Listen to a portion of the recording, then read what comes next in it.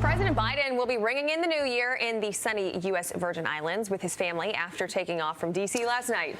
But what the White House is calling a quote-unquote working trip comes as the border encounters reach unprecedented numbers and Americans face the aftermath of the deadly winter storm. Joe Concha, author of Come On, Man, joins us now. Joe, I love this. Oh, we're on a working trip, yet you look at his schedule. Yeah. He has nothing scheduled. What's he working on, Joe?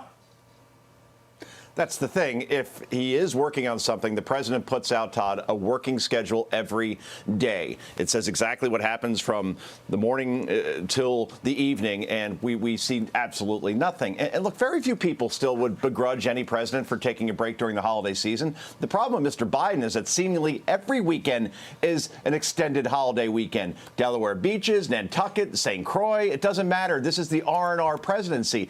This president in Biden has visited Delaware on 60 weekends alone, and we're not even 2 years into this presidency. And you mentioned it before. Given the horrific death toll that we're seeing in Buffalo, it's up to 33 people now. That's the worst we've seen there from a storm in 45 years. Given the thousands of people that you've been reporting on this morning stranded at airports for days on end, this trip to the Virgin Islands looks tone deaf because it is, Ashley.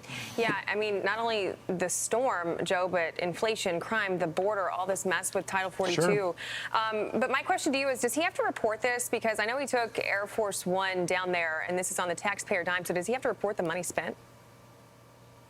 I would think so. If you're using anything that the government provides and facilitates, sure, that would have to happen. It's just, you're right. There's so many things going on in this country right now that the president, if I were advising him, I would say, look, at this moment, given everything that people are going through, may be a better idea for you to be engaged back at the White House, actually meeting with people that appears on a public schedule, or going to Buffalo to assess the damage, or going to the U.S. border to see the catastrophe that's there. That would have been seen as a president who shows that he cares. But time and again, we see that this president simply likes to just get away for a couple days and acts like everything's A-OK. The White House press office releasing this statement. Oh, I'm sorry. This is the Associated Press, one and the same. Justifying the president's relaxing holiday, saying Mr. Biden and his wife enjoy spending the week between Christmas and New Year's Day in a warmer climate, and Jill Biden likes a beach, comma, aides say. Two-parter here, Joe. You don't have to answer the first, but have you... I know Instagram influencers who don't go to the beach as much as the president and first lady.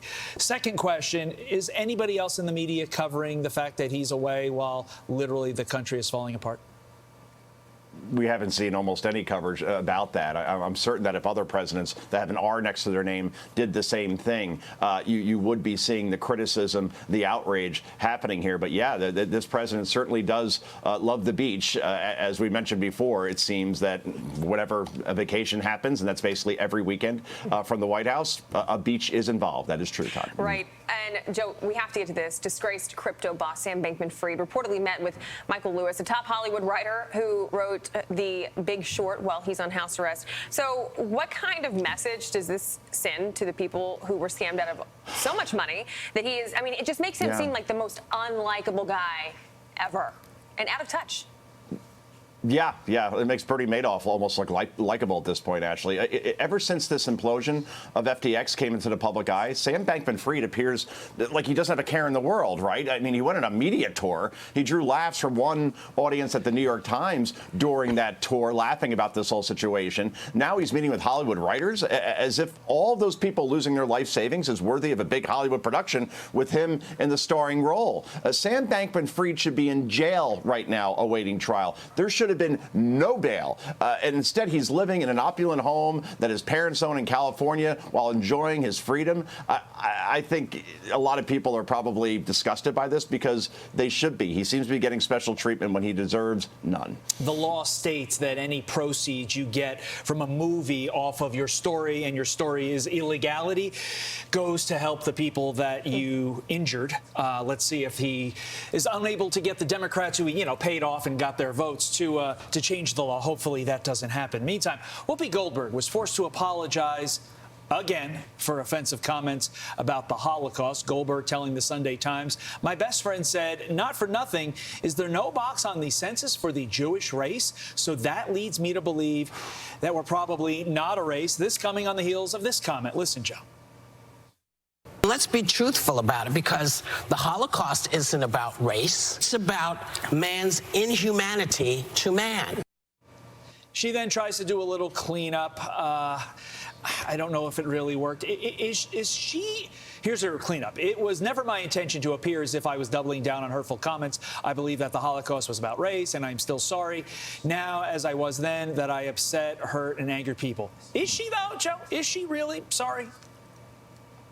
Todd, it's almost as if Whoopi Goldberg is begging to get fired from this train wreck of an ABC News show at this point. I mean, why bring up the very comments that earned you a 2-week suspension from The View earlier this year? And given all the insanely reckless things that we hear on that show on a daily basis that haven't resulted in suspensions, that's a tough place to ever be reprimanded for saying something so irresponsible and ignorant. Either way, I know that we're a long way from the movie Ghost. That's for sure. 33 years in 2023, in fact, Ashley. So go watch it if you haven't. A great performance by the late, great Patrick Swayze. And Demi Moore is actually very good in it as well. I do like that movie in like just a couple of seconds, but how many chances are they going to give her with this? Because it's the same topic. I would think that you resuspend her. It's the fact that she keeps bringing it up and she is doubling down on it. If she's repeating it, you either suspend her or pull her aside and say, if you say this again, we're finding another moderator for the host. It's that simple. Joe, let's not forget about the starring role of Clay in Ghost. Not a person named Clay. I'm talking about Clay itself. It did amazing work. As does Joe Concha. Always moldable. Joe, thank you very much. Have a great day. I'm Steve Ducey. I'm Brian Kilmeade. And I'm Ainsley Earhart. And click here to subscribe to the Fox News YouTube page to catch our hottest interviews and most compelling analysis.